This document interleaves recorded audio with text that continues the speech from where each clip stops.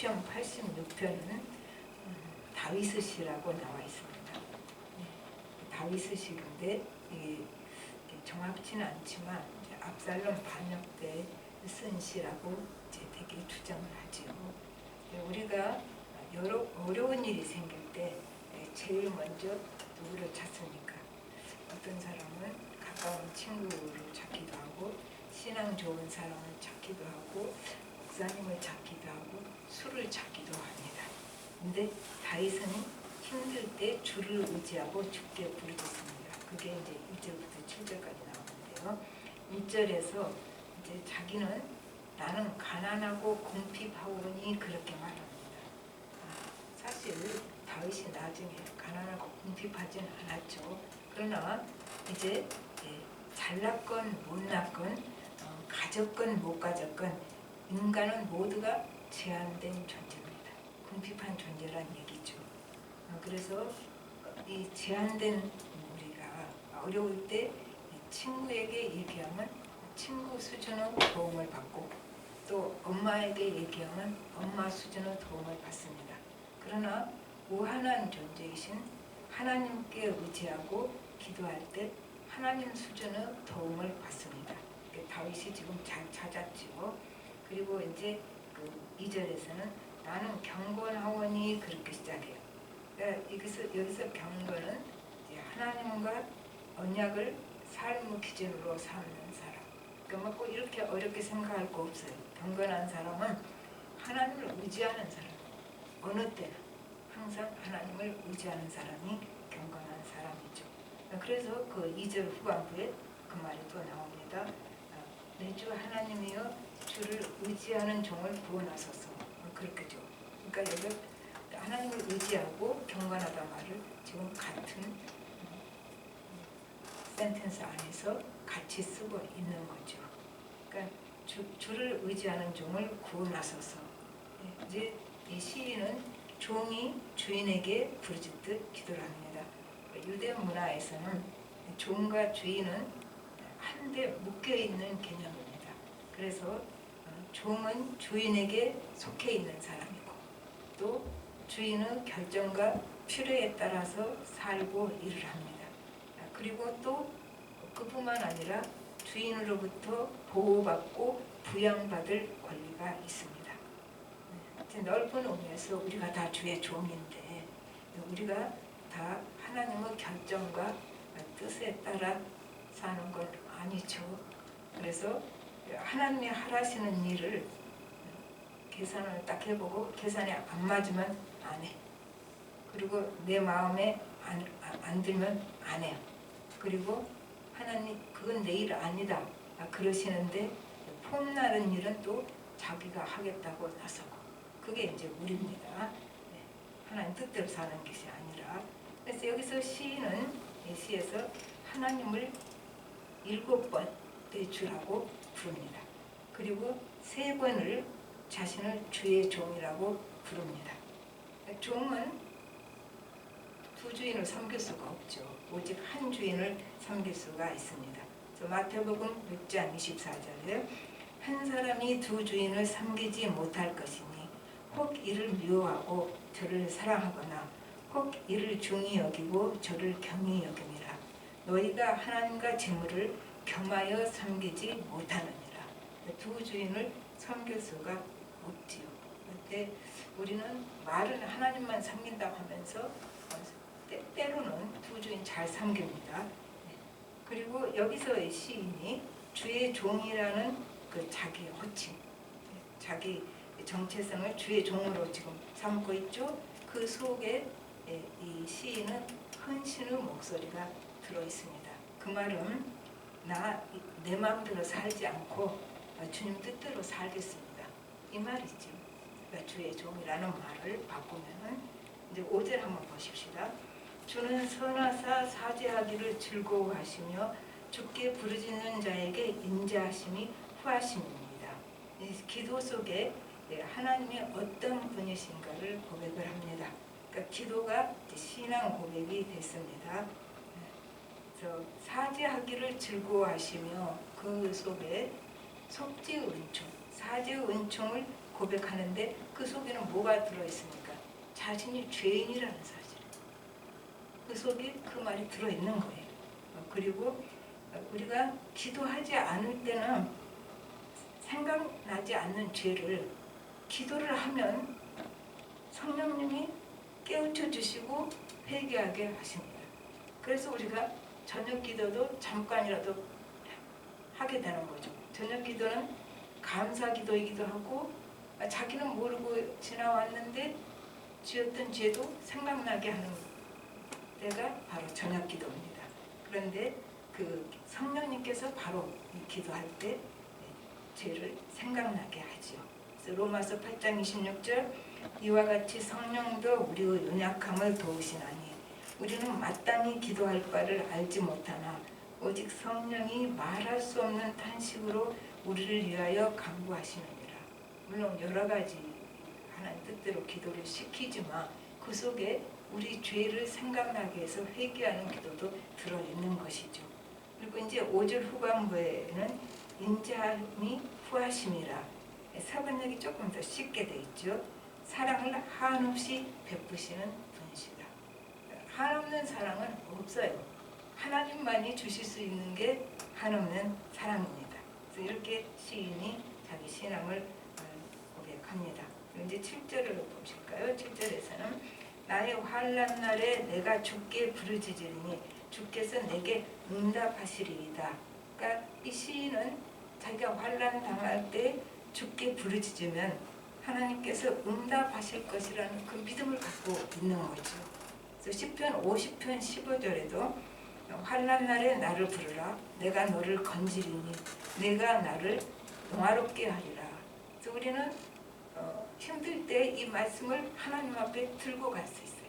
하나님은 말씀이니까, 하나님은 약속이니까, 하나님 내가 환난 당할 때 나를 건져 주시겠다고 말씀하셨으니 나를 건져 주세요.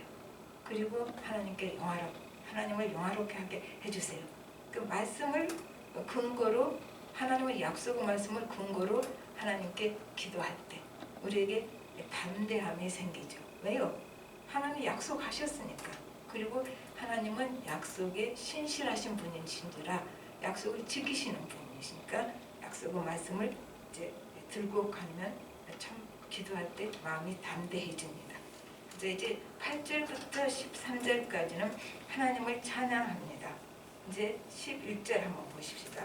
여호와여 주의 도를 내게 가르치소서 내가 주의 진리를 행하오리니 일심으로 주의 이름을 경외하게 하소서. 자, 여기 11절에서는 무슨 말입니까? 주의 도를 가르치소서 그걸로 끝이 나지 않지요. 내가 주의 진리에 행하오리다 그 말이 있어요. 그러니까 이 세 번역에서는 주님 주의 길을 가르쳐 주십시오. 주의 진실하심을 본받아 살겠습니다. 삶이 딱 들어가는 거죠.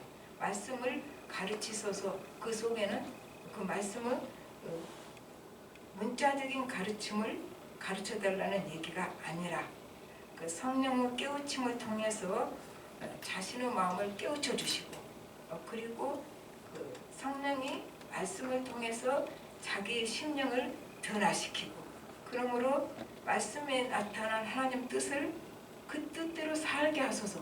그 소리가 여기 들어있는 거예요. 그냥 말씀을 잘 알고 싶구나 그런 의미가 아니다 그 말이죠. 말씀대로 내가 살게 하소서. 그리고 여기에는 그렇게 살 수 있게 힘을 주소서. 그 말까지 여기 포함되어 있습니다. 이 말을 다시 우리가 쉬운 말로 바꾸면 어떻게 됩니까? 내 삶이 하나님의 말씀을 설명하게 해주세요. 말씀을 사람들이 모르잖아요. 우리는 말씀을 배우고 말씀을 읽고 설교를 듣고 해서 말씀에 익숙하지만 말씀을 전혀 모르는 사람들한테 말씀이 그러니까 그게 뭔데요? 전에 그 집안이 불교의 청년이요. 시작할 때 하나였으니까 회장, 한 사람이니까 회장이죠. 근데 왜 말씀하냐? 말씀이 뭐냐고 그러더라고요. 우리는 말씀 그럼 그냥 당연히 하나님 말씀인 줄 알 텐데 그런데 몰라요. 그러니까 전혀 하나님을 모르는 사람들한테는 내 삶이 하나님의 말씀을 설명해 줘야 된다는 그 얘기가 돼요. 말씀 공부를 열심히 해야 되는데 그걸로 끝나버리면 그거는 온전한 말씀의 기능을 발휘하지 못하게 하는 현상이죠. 그러니까 말씀이 능력을 나타내게 하려면은 내 삶이 말씀대로 살 때 말씀이 힘있게 능력을 나타낼 수 있고 능력으로 역사할 수가 있다 그 말입니다. 그 다음에 이제 11절 후반부에는 일심으로 주의 이름을 경외하게 하소서. 이게 NIV가 그렇게 돼요. 일심을 주십시오. 아이, 왜 그럴까요? 우리는 일심이 없어요. 한 마음이죠, 하나. 둘로 갈리지 않아. 이렇게 나뉘어지지 않은 마음. 그걸 일심이라고 얘기죠. 그러니까 이제 일심을 주십시오. 그렇게 NIV는 설명을 해요. 그 말이 나는 말 맞다고 봐요. 한 마음, 나뉘어지지 않은 한 마음. 이걸 또 바꾸면 그 12절 바로 밑에서는 전심으로 그 말이 나와요. 그러니까 일심은 두 마음으로 나뉘지 않는 마음이고 한 마음이고 전심을 표현하기도 한다 그 말이죠. 그래서 내가 이제 두 마음 품지 않고 환난 중에 주님만을 따르게 하소서. 이제 그 얘기가 들어가는 거예요. 우리는 여기 참 그 일심을 주소서 그 말이 참 좋지요. 우리는 예수 믿는다고 항상 하나님으로 차 있고 하나님만 참합니까? 이 생각도 하고 저 생각도 하고 그게 우리예요. 그래서 그 일심으로 하나님을 경외하게 하는 거. 그게 참 이 시편 기자가 우리에게 준 좋은 말입니다. 그리고 이제 사람들이 그렇게 예수 믿는다 하지만 일심으로 한 마음으로 하나님을 따라가는 것이 아니라 하나님 방식을 따르다가 안 되면 자기 방식으로 처리하고 그거는 또 괜찮아요. 근데 아예 처음부터 자기 방식으로 이제 일을 해가면서 자기 뜻대로 이제 해달라고 기도를 하죠. 하나님 뜻은 아무 관심 없어요. 내가 계획 세우고 내가 하는 일에 하나님이 나를 도와주셔서 이걸 이루어 주십시오. 내 뜻대로 해주십시오. 그 말이죠. 그런데 하나님은 우리에게 내가 원하는 것 주시는 것이 아니라 기도할 때 내게 좋은 것을 주십니다. 그걸 우리가 알아야 돼요. 그러니까 내게 유익하도록 좋은 것을 주시는 하나님이시니까 내가 원하는 걸 주시지 않을 때는 그게 나한테 유익한 거예요. 근데 뭐라고 말하죠? 때를 쓰라고. 나는 이 말이 너무 이해가 안 돼요. 하나님께 때를 써서 하나님 뜻이 아닌데 내 뜻대로 하겠다는 얘기입니까? 그 말이 안 돼. 내 생각에는 이게 옳은 것 같아도 하나님 뜻대로 하소서 이렇게 돼야 되죠. 그래서 내 생각이 옳은 것 같아도 하나님 뜻이 아니어서 안 될 때는 그게 뭐라고요? 내게 유익이 되니까 안 되게 하신다. 하나님에 대한 신뢰죠. 그게. 근데 때를 써서 하늘 보좌를 흔들어서 하나님 마음을 움직여서 하나님 뜻 아닌데 내 뜻대로 하나님을 일치시키려고. 이게 조금 무모한 신앙입니다. 믿음이 너무 좋아서 그런지 모르지만 그게 아니고 하늘 보좌를 흔들 것이 아니라 하나님이 나를 하나님 뜻대로 끌고 가도록 하나님 방식으로 내 문제를 해결해 주시도록 그게 우리의 태도고 그렇게 갈 때 삶이 힘든 것 같아도 오히려 훨씬 평탄합니다. 왜냐하면 하나님은 계속해서 내게 좋은 것을 주실 것이니까. 근데 계속 내 뜻을 고집하면 어떻게 돼요? 하나님 뜻을 내 뜻에 맞춰서 끌고 가려고 하니까 고생스러워요. 그리고 그게 내게 유익하지 않다는 것도 우리는 몰라요. 내 생각이 옳은 것 같으니까. 그러면 그렇게 가는 인생이 굉장히 힘든 인생이 되고 만다 그 말이죠. 이제 12절 13절은 시인은 이 전심으로 하나님을 찬양하고 영원토록 주의 이름에 영광을 돌립니다. 왜 그런가요? 13절에 보면 하나님의 사랑은 내가 음부에 내려가도 건지신다. 13절 한번 보십시오. 이는 내게 향하신 주의 인자하심이 크사 내 영혼을 깊은 수월에서 건지셨음이니이다. 내가 음부에 내려가도 하나님은 나를 건지신다. 그 말은 그냥 전체적으로 포괄해서 한 말이지만 실질적으로는 우리에게 어떤 말입니까? 어떠한 밑바닥으로 내가 떨어져도 하나님께서 건져 올리신다. 그 근거는 뭡니까? 하나님의 사랑과 하나님의 능력이에요. 아무리 하나님이 나를 사랑하셔도 능력이 없으면 나를 밑바닥에서 건져 올릴 수가 없어요. 그러나 하나님은 능력이 많으시고 우리를 사랑하시기 때문에 이게 가능한 거죠. 그래서 시인이 이렇게 찬양하는 그 이유 중에는 내가 어떠한 상황에 있어도 아무리 인생이 다 결판이 나고 끝났고 소망이 없이 보이는 상황일지라도 그 정도로 밑바닥으로 갔어도 하나님께서는 건져 올리신다. 그게 지금 시인이 말하고 있죠. 그리고 이제 14절 15절은 원수가 아무리 강해도 나를 건지신다. 하나님보다 더 강한 사람은 없습니다. 여러분 안심하십시오. 우리가 믿는 하나님보다 더 강한 자는 없어요. 그러니까 원수가 아무리 강해도 하나님은 나를 거기서 건져주신다. 그 말입니다. 이제 14절부터 17절까지는 환난의 실상에 나옵니다. 이제 압살롬 반역을 피해서 도망한 상태에 이 상태에서 시인이 그 하나님에 대한 어떠한 신뢰를 가지고 있는지를 15절에서 명확히 표현합니다. 그러나 주여 주는 긍휼히 여기시며 은혜를 베푸시며 노하기를 더디하시며 인자와 진실이 풍성하신 하나님이시오니 이 시인의 하나님은 이 하나님이에요. 이 하나님이 우리 하나님이에요. 그렇게 돼서 이제 고백을 하고 하고 나니까 16절에서는 조금 바꿔줍니다. 톤이 바꿔져서 내게로 돌이키사 내게 은혜를 베푸소서 주의 종에게 힘을 주시고 주의 여종의 아들을 구원하소서 이렇게 바뀌어져. 그 말은 뭡니까? 이렇게 고백을 하고 기도를 하다 보니까 시인의 내면에 변화가 일어난 거예요. 앞에 기도한 거하고 달라졌죠. 변화가 일어나서 내게 은혜를 베풀어 주십시오. 그리고 주의 종에게 힘을 주십시오. 그렇게 말을 해요. 그러면 은혜 받았단 말은 하나님의 생기가 나한테 들어왔단 말이에요. 하나님의 생명이 내게 생기가 내 속으로 들어온 것. 그래서 은혜를 받은 거죠. 은혜를 베풀어 주셔서 힘을 주십시오. 하나님 주시는 힘은 무슨 힘입니까? 생명의 힘이에요. 그리고 살 힘이에요. 살 힘. 우리가 살다 보면은 어려운 상황을 당하면 힘이 쭉 빠지죠. 그렇잖아요. 엄청난 일을 당했을 때 힘이 펄펄 나는 사람 하나도 없어요. 힘이 쭉 빠져요. 머리도 바보같이 되어버리고 어떻게 해야 될지 모르니까 무기력해지죠. 무력증에 빠지고 머리도 안 돌아가요. 그리고 방법도 생각도 안 나요. 이럴 때 하나님께서 우리에게 은혜를 주시면 생명의 힘을 주시고 살 힘을 주신다.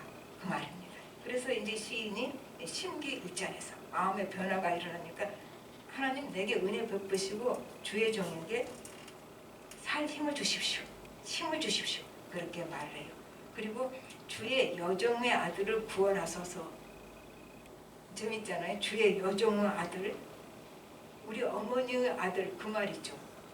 그러니까 어머니인 여종이 이 아들을 위해서 얼마나 기도를 했겠습니까? 그러니까 그 어머니의 아들 나를 구원하소서 그렇게 바꾸는 거죠. 여종의 아들이라는 말이 너무 재미났어요. 우리 어머니 기도를 응답해 주세요. 그렇게 안 했지요. 자기가 그 어머니의 아들이니까 그 어머니의 아들을 구원해 주소서 이제 그렇게 표현을 했죠. 간접적으로.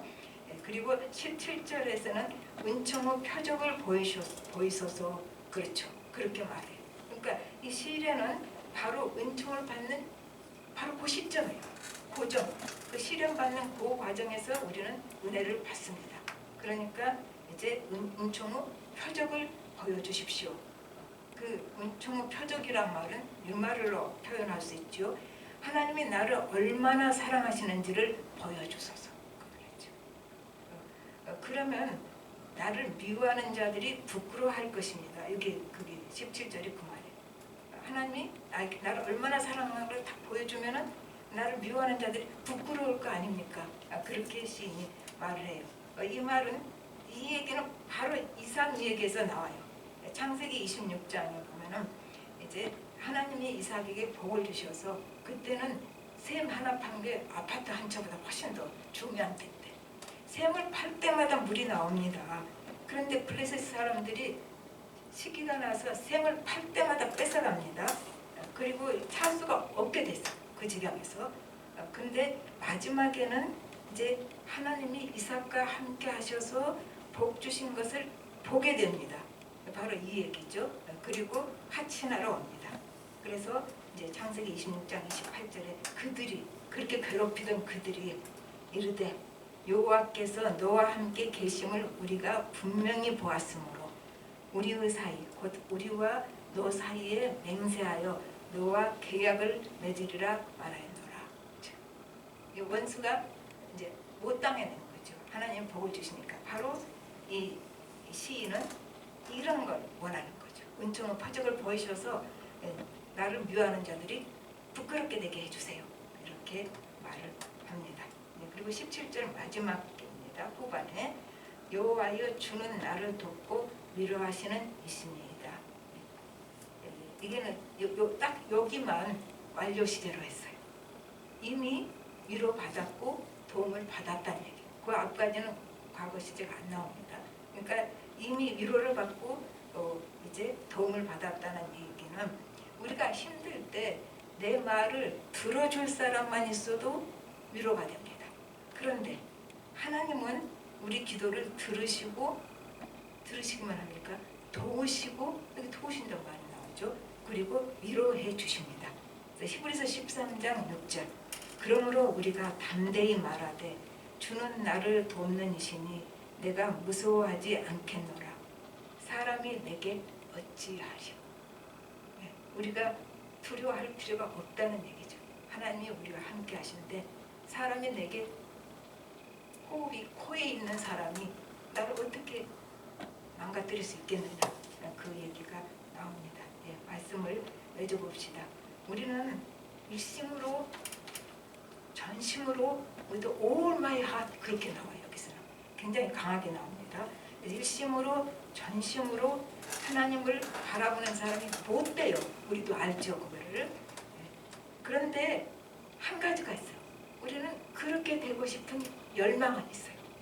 그렇게 되고 싶은 하나님만을 일심으로 바라보고 싶은 그런 간절한 갈망이 우리 속에 있다 그 말이죠. 그래서 이 시인도 그러기 때문에 이제 주님을 경외하도록 나뉘어지지 않는 일심을 주십시오. 그렇게 기도를 한 거예요. 이 기도가 우리 기도가 돼서 하나님 이제 하나님 향하는 일심을 우리에게 주십시오. 우리가 그 마음을 가지고 있으면 돕고 위로하시고 이거 다 뭐예요? 다 우리 것이 되는 거죠.